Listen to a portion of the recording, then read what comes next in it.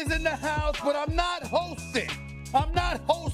We've got somebody else hosting. He's a rookie. He's a rookie here, okay? So it's some pressure on him. I'll try to make it light with my man Peter Schrager. All right, now he got loudmouth himself, Mr. Attitude, doggy dog in the house, okay? You know that's no. And my man Swagoo. He's my buddy. He's my buddy. So now, doggies, I could say holla at your boy, but that's not good enough. We got doggies in the house. So you know what we're gonna do? Let's go! Let's roll. Let's do this. Love this.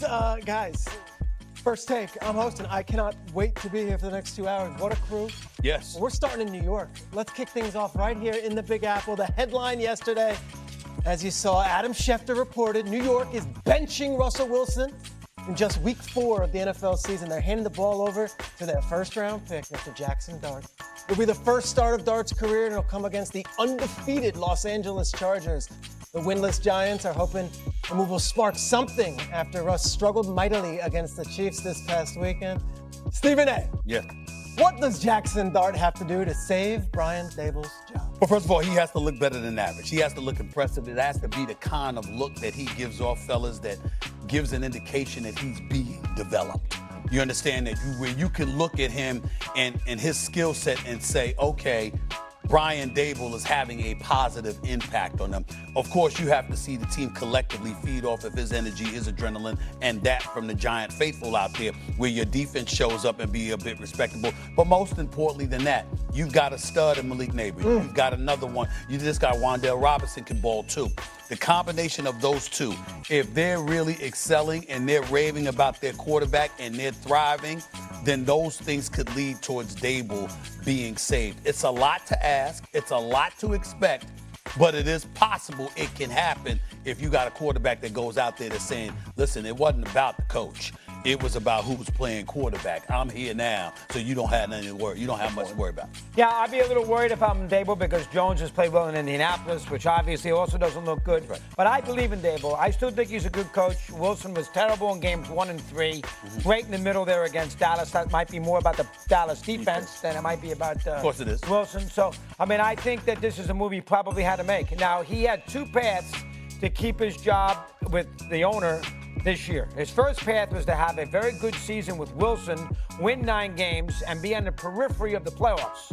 Well, that path is now closed. Yep. So the second path was to play the kid and have the kid really show that he's going to be a big-time player, and then we can give Daboll a little props for making him, training camp and seeing development, that he's the right mentor for him. So now he's on path number 2, and for Daboll's future, and I like him, and I like to see him stay. This is imperative that Dart plays well. And everybody says he had a great training camp. Yep. He did play well in the 3 or 4 games that he played, 3 games he played. So I'm relatively optimistic, but this is important for Daboll that Dart plays good football. I agree, Matt Dog. They need competency. Like when you have a young quarterback starting for the first time, you want him to be competent. And I know it may sound elementary. You want him getting in and out of the huddle with some efficiency. You want him to see coverages. You want him to be able to come up to the line of scrimmage and potentially change some things if you're in a bad play. And sometimes it's about how well the individual plays as opposed to winning games. I said it before the season. The Giants are really solid in a lot of areas. I like this team. They got to get a little bit better in the secondary, obviously. But this defensive front, one of the best defensive fronts in the league when you talk about individuals. This offensive line is going to be better, especially with Andrew Thomas coming back. Jackson Dart, to me, has to show competency. I harken back to when J.J. McCarthy played his first game under Kevin O'Connell. I thought that pressure was significant because Kevin O'Connell had proven that I can get quarterbacks that were cast away to win 14 games in Minnesota. Right. Brian Daboll doesn't have that issue. He has to have that particular position look well as the game goes along. Now, you in New York, y'all both got radio shows. If this kid plays well, y'all know what's gonna happen. Y'all know what's gonna transpire. It puts more pressure on Brian Daboll if Jackson Dart comes out here and looks phenomenal. What else you got around him? Because what else you got around him, and right? So the team in itself, Jackson Dart, more importantly, has to show competency. And if he, by some chance, goes out there and looks like some of these rookies we've seen, Jaden Daniels, or he looks like Burrow look, or if he looks any remotely close to that, they have more pressure. Joe Shane and Brian Daboll has more pressure. So what I'm trying to say is we can be all excited about Brian Daboll's job and Joe Shane's job. There is going to be an enormous amount of pressure if this kid is good. Not if he bad, because they're going to get fired anyway. I'll add, 31st in defense with that front four right now. Red zone, Russell Wilson, I think, is 4 for 20 in the red zone as far as passing attempts. That building Sunday night on national television, covered in red, boos out there for Russell. Like, that is what hits the Mara family. Well, I will tell you this. Well, first of all, a lot should hit the Mara family because the Giants have been atrocious. Okay, since 2011, they've been arguably the worst team in football. Seriously, just look it up. I remember one time a couple of years ago, there was a debate about them or Jacksonville being the worst, and we were reminded that Jacksonville was in an AFC Championship game in 2017. The New York Giants have been to the playoffs twice since 2011. They've had a winning record 3 times in 14 years. They have been an atrocity. And when you take into consideration that they were once in a conversation to be a gold standard of the National Football League, how in God's name has that drop-off occurred? That's that's a discussion for the Maras, the Tishes of the world. They got to explain that one day. Someday they got to explain where the hell did things go wrong, because it was never supposed to be this bad. Here's what I would tell you, though. As we heard those boos, this is where Brian Daboll hurts himself.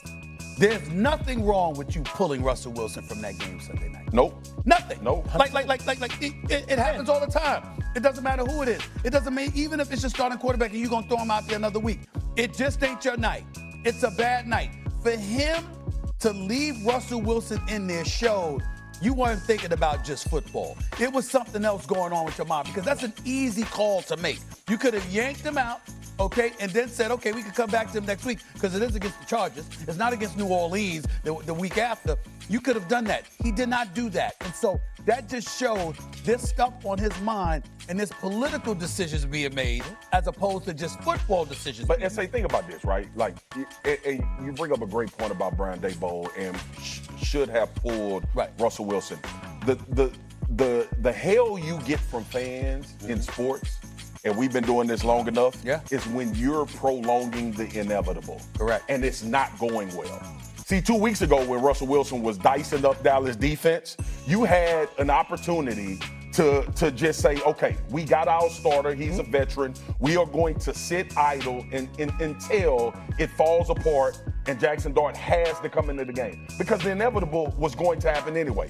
Last week, Brian Daboll sped up his firing process, in my opinion. Now all of the onus lies on this kid starting the first snap of the game, playing against a really good football team, and not having an idea of what an NFL football game feels like when you step out on the field for the first time against a real, legitimate Super Bowl contender in the Chargers. Last week, if you put him in the game when Russ is struggling, one, you got a chance to reignite the football team, because we got Malik Neighbors back pissed off. You definitely going to reignite the fans. The fan base. So now you come into this week saying, we saw the kid do some good things. The only time they were cheering last week was when he came in that spot duty. That's when the crowd got excited. He had to play Wilson last week off that Dallas game. 100%. But he had to play. We're talking about that. You can move off. You want to get another game in the fourth quarter? Yeah. When you spend 3.5 quarters showing